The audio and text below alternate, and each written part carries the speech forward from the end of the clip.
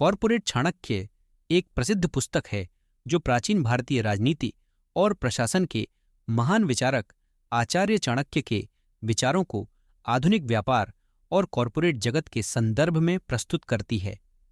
लेखक राधाकृष्णन पिल्लई ने इस पुस्तक में चाणक्य की नीतियों को आज के व्यावसायिक प्रबंधन में कैसे लागू किया जा सकता है, इस पर गहन विवेचना की है।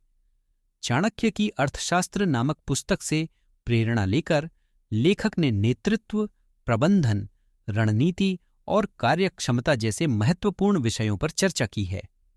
नीचे पुस्तक का सारांश हिंदी में प्रस्तुत किया गया है। नेतृत्व, लीडरशिप।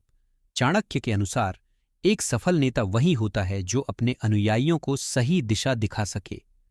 पुस्तक में बताया गया है कि एक नेता को अपनी टीम की ताकत और कमजोरियों का सही आकलन करना चाहिए और उन्हें आगे बढ़ने के लिए प्रेरित करना चाहिए। स्वयं अनुशासित रहना, दृष्टि का स्पष्ट होना और नीति निर्धारण करना एक अच्छे नेता की पहचान होती है। उदाहरण, चाणक्य ने चंद्रगुप्त मौर्य को भारत का सम्राट बनाने के लिए प्रेरित किया और मार्गदर्शन दिया। इसी तरह एक कॉर्पोरेट नेता को भी अपनी टीम को दिशा प्रदान करनी चाहिए। प्रबंधन, मैनेजमेंट। पुस्तक में चाणक्य के प्रबंधन सिद्धांतों को आधुनिक कॉर्पोरेट प्रबंधन से जोड़ा गया है। एक अच्छा प्रबंधक वह होता है जो व्यवस्था बनाए रखता है, संसाधनों का सही तरीके से उपयोग करता है और लोगों का कुशलतापूर्वक प्रबंधन करता है। निर्णय लेने में धैर्य और रणनीति का महत्व बताया गया है।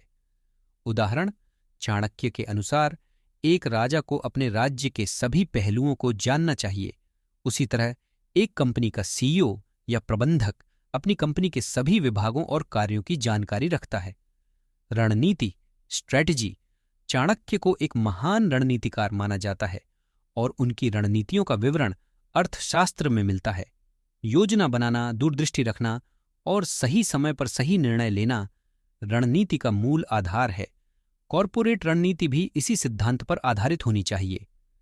उदाहरण, चाणक्य ने मौर्य साम्राज्य की स्थापना के लिए कुशल रणनीति बनाई। इसी तरह कॉर्पोरेट रणनीति भी दीर्घकालिक योजनाओं और बाजार की स्थिति के आकलन पर आधारित होनी चाहिए। वित्तीय प्रबंधन, फाइनेंशियल मैनेजमेंट। चाणक्य की अर्थशास्त्र में वित्तीय प्रबंधन का विशेष महत्व है। उन्होंने बताया कि धन कैसे कमाया जाए, कैसे बचाया जाए और कैसे निवेश किया जाए। इसी प्रकार आज के समय में भी वित्तीय प्रबंधन एक सफल व्यवसाय के लिए महत्वपूर्ण है। लाभ, हानि, निवेश और खर्च का सही आकलन करना जरूरी है। उदाहरण, चाणक्य ने राजा को बताया था कि कर संग्रहण और सार्वजनिक खर्चों के बीच संतुलन बनाना आवश्यक है। इसी प्रकार कंपनियों को अपने बजट का सही प्रबंधन करना चाहिए। समय प्रबंधन, टाइम मैनेजमेंट। समय प्रबंधन चाणक्य के अनुसार सबसे महत्वपूर्ण गुणों में से एक है। कॉर्पोरेट जगत में भी समय का सही इस्तेमाल करना अत्यंत आवश्यक है। एक अच्छा प्रबंधक वही होता है जो समय का सदुपयोग कर अपने कर्मचारियों से सर्वश्रेष्ठ प्राप्त कर सके। उदाहरण, चाणक्य ने राजा को सिखाया कि युद्ध और शांति के समय में अलग अलग तरीके से काम करना चाहिए। इसी प्रकार आज के कॉर्पोरेट जीवन में भी परिस्थितियों के अनुसार समय का प्रबंधन जरूरी है। नैतिकता और मूल्यों का महत्व, एथिक्स एंड वैल्यूज। चाणक्य ने जीवन में नैतिकता और मूल्यों का पालन करने पर जोर दिया। ईमानदारी, न्याय और दायित्व बोध किसी भी व्यवसाय की नींव होते हैं। आज के कॉर्पोरेट जगत में भी व्यवसायों को नैतिकता और सामाजिक जिम्मेदारी का पालन करना चाहिए। उदाहरण, चाणक्य ने राजा को कहा कि राज्य के लिए काम करना एक सेवा है, न कि लाभ प्राप्त करने का साधन। इसी तरह कॉर्पोरेट संगठनों को भी समाज के प्रति जिम्मेदारी समझनी चाहिए। संगठनात्मक संरचना, ऑर्गेनाइजेशनल स्ट्रक्चर। चाणक्य का मानना था कि एक सफल राज्य या संगठन की नींव उसकी संरचना पर निर्भर करती है।